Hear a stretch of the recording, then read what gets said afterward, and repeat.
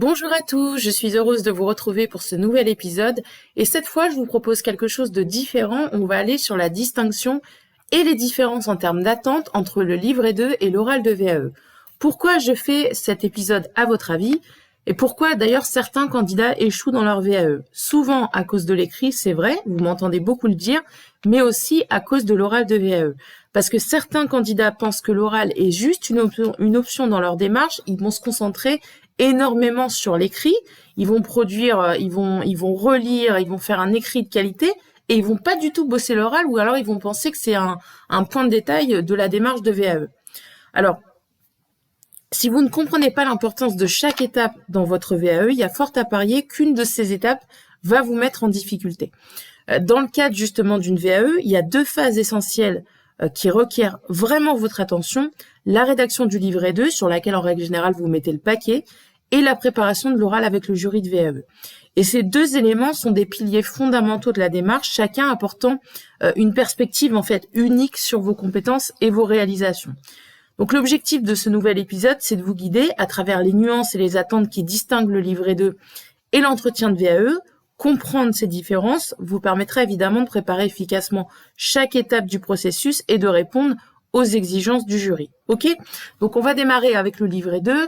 Je vais ensuite vous présenter les attentes au niveau de l'oral et puis on va apporter un point de distinction entre les deux pour que vraiment vous compreniez l'exercice tout simplement qu'on attend de vous dans ces deux phases et que vous soyez en mesure d'y répondre.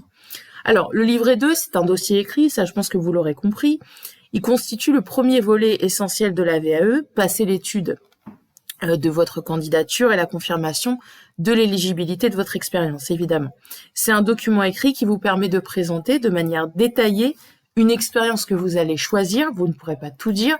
Vous allez donc choisir des situations de travail maîtrisées, plutôt récentes, plutôt complètes, qui vont mettre en lumière vos compétences, vos réalisations et votre expertise dans le domaine d'activité pour lequel vous visez le diplôme escompté, bien évidemment. On ne va pas parler de ce qui n'est pas en lien avec le diplôme. Dans ce dossier-là, il y a plusieurs sections qui vont jouer un rôle important dans la réussite de votre écrit. Il y a la présentation de votre parcours. Donc cette section, elle offre une vue d'ensemble de votre expérience professionnelle, présentant votre parcours de manière le plus souvent chronologique. Elle permet au jury d'appréhender l'évolution de votre carrière et les différentes fonctions que vous avez occupées. Le plus souvent, cette présentation se réalise dans ce qu'on appelle un tableau de synthèse de l'expérience. C'est souvent ce que l'organisme vous invite à faire. D'ailleurs, il y a très souvent un tableau et vous n'avez plus qu'à le compléter. D'ailleurs, peu importe la trame et le diplôme visé, on a souvent cette similitude dans les diplômes. Je vous recommande également d'accorder un temps pour ce développement dans la partie introductive de votre écrit, qui constitue la première rencontre avec votre jury de VAE. Parfois, cette partie introductive s'appelle introduction ou motivation. Mais vous devez, dans cette partie, marquer la progression de votre évolution professionnelle et le lien, quelque part, que vous trouvez dans votre expérience avec le diplôme qui est visé. Ensuite, dans ce livret 2, vous aurez la description des activités et des missions. Alors cette partie, elle constitue le cœur de votre développement et détaille les missions, forcément, et les activités que vous avez réalisées au cours de vos différentes fonctions. Donc, cette partie-là, elle doit offrir une vision concrète de vos responsabilités et de l'étendue de votre expertise. C'est un échantillon, comme je le disais auparavant, de vos actions les plus significatives, de vos réussites, mais aussi parfois des difficultés que vous allez rencontrer, que vous avez dépassées et que vous allez savoir nous restituer en termes de process, de progression, d'étapes, etc. Donc, il y aura une analyse de votre vécu et de vos actions en complément de la description de ces activités. Vous allez également mettre en avant des compétences clés. Les compétences clés, c'est l'identification et la mise en valeur des aptitudes spécifiques que vous avez acquises et qui sont pertinentes pour le diplôme que vous visez.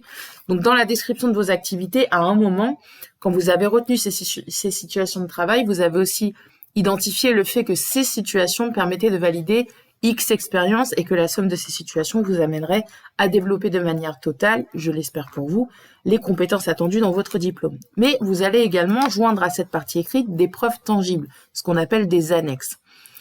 Les annexes, ce sont des éléments concrets qui appuient vos affirmations dans votre écrit. C'est-à-dire que ça peut inclure des documents tels que des rapports de projet, des certificats de formation, des suivis de votre activité, des résultats obtenus, bref, tout ce qui va incarner et certifier ce que vous êtes en train de nous raconter dans votre livret 2. Donc, Assurez-vous d'utiliser également un langage professionnel et accessible et d'organiser vos informations de manière logique et fluide dans ce livret 2.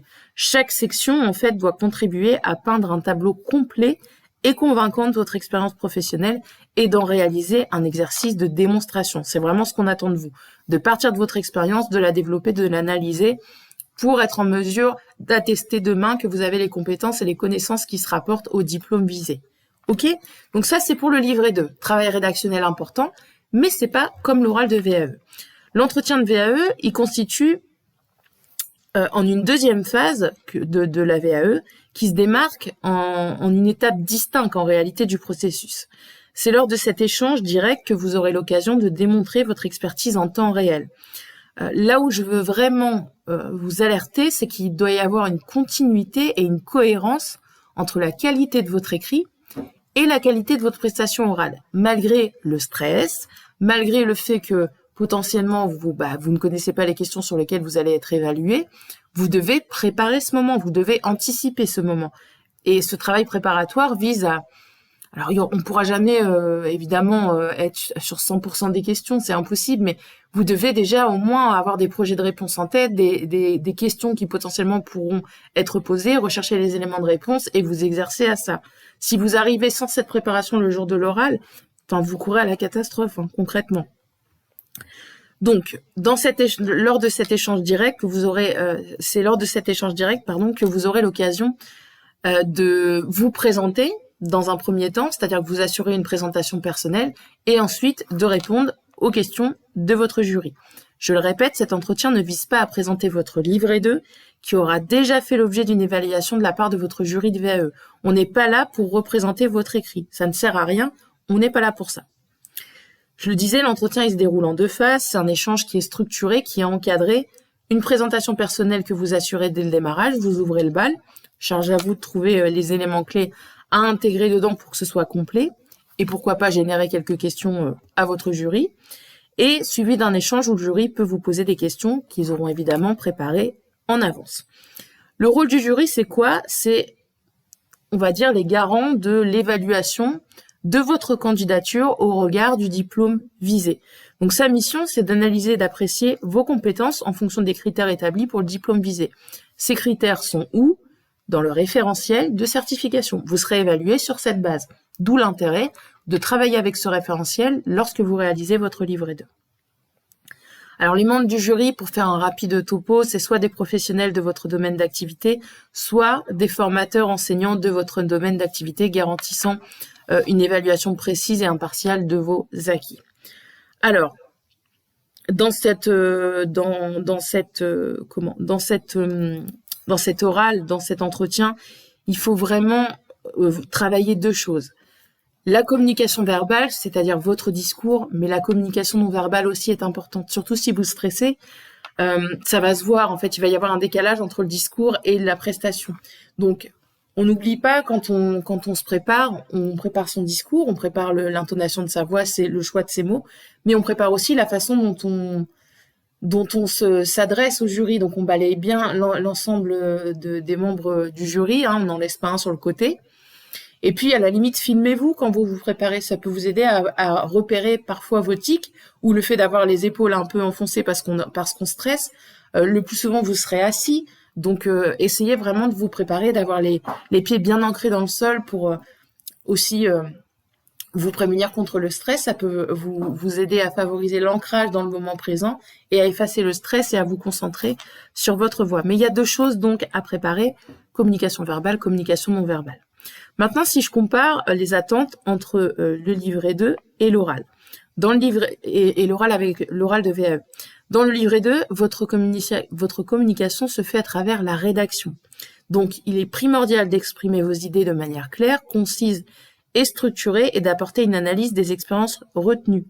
Le langage doit être précis, accessible et adapté parce que votre livret 2 parlera pour vous en votre absence. Ça veut dire que tout ce que vous n'avez pas dit, par voie de conséquence, n'est pas évaluable, n'est pas évalué, et on ne va pas deviner ce que vous ne dites pas. Ce que vous ne dites pas n'existe pas. C'est ça que ça veut dire. Donc, si vous oubliez des passages, si vous oubliez des compétences, s'il y a des choses qui pour vous sont logiques, peu importe la logique à votre niveau, vous devez le retranscrire dans votre livret 2. L'idée, c'est qu'on soit en mesure d'évaluer que vous avez bien compris ce qu'on attendait de vous, que vous êtes un professionnel du métier et que vous méritez le diplôme pour lequel vous candidatez. Ok ? Lors de l'entretien, ici, la communication, comme je le disais, elle est en temps réel. Donc le jury, il évalue votre capacité à répondre de manière précise et pertinente aux questions posées à l'instant T. Ces questions peuvent concerner votre livret 2, mais pas que. Le jury attend également une communication fluide, un langage adapté et une capacité à expliquer vos expériences et compétences de manière convaincante. Donc on peut légitimement dire que le livret 2 et l'entretien de VAE avec votre jury sont complémentaires. Ce ne sont pas simplement des étapes distinctes, ce sont vraiment des étapes qui se complètent mutuellement de manière essentielle dans l'évaluation des compétences du candidat. C'est pour ça tout à l'heure aussi que je parlais de continuité.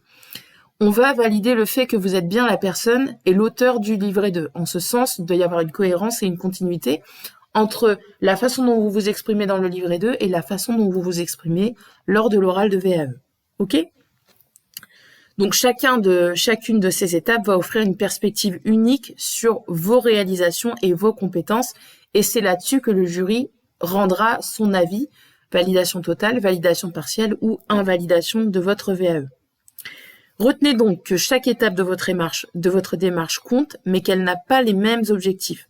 En somme, comprendre les distinctions entre le livret 2 et l'entretien est essentiel pour préparer efficacement ces deux phases cruciales du processus.